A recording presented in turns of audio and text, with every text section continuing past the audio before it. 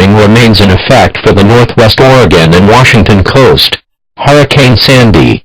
A major and extremely deadly hurricane is expected to make landfall in Tillamook, Oregon around 3:15 p.m. tomorrow afternoon.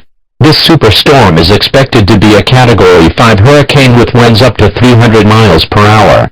Evacuation orders are currently in effect for the following counties. In Oregon, western Clatsop and Tillamook counties.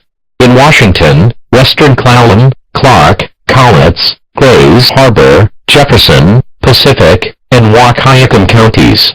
If you live in the listed areas, and have not done so, evacuate now. Follow the most designated evacuation route set up by your local authorities. This hurricane will be extremely dangerous for if you do not leave, you will face certain death. All residents of Central Oregon and Washington are advised to remain in their homes, avoid traveling, and stay off the telephone and cell phones except for emergencies. Stay tuned to KYTE 102.7, or to other weather media outlets for further updates and information on this situation.